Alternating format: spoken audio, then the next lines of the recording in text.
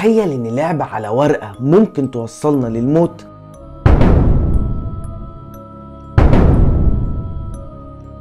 Charlie Charlie क्या तुम यहाँ हो?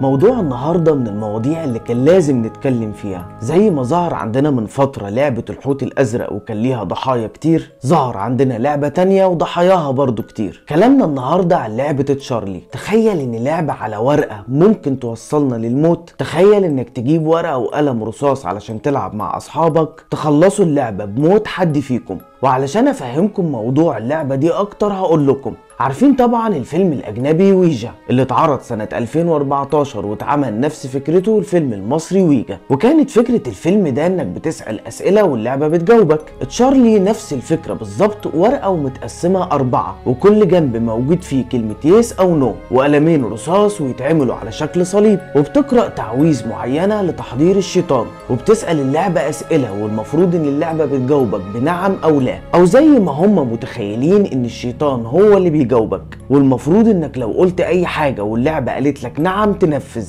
والغريب ان فعلا اللي بيلعبوا اللعبة دي اغلبهم بينفذوا. اللعبة دي ما ظهرتش مؤخرا بس زي ما احنا ما متخيلين، هي انتشرت في فترة ما في 2015 في فيديوهات للبلدان اللي بيتكلموا اللغة الاسبانية، وكان شرحهم للعبة دي انها قايمة على اسطورة تشارلي وهي اسطورة مكسيكية، وان اللعبة دي علشان تتلعب المفروض ان يحصل زيارة لروح الميت تشارلي. ومؤخرا اللعبة دي انتشرت في اماكن كتير منها مصر، والغريب ان اكتر اللي بيلعبوا اللعبة دي اطفال بيحكموا على بعض احكام، ولو اللعبة قالت يس بينفذوا، منهم اللي قطع شرايينه ومنهم اللي حصل لهم حالة غريبة من الهياج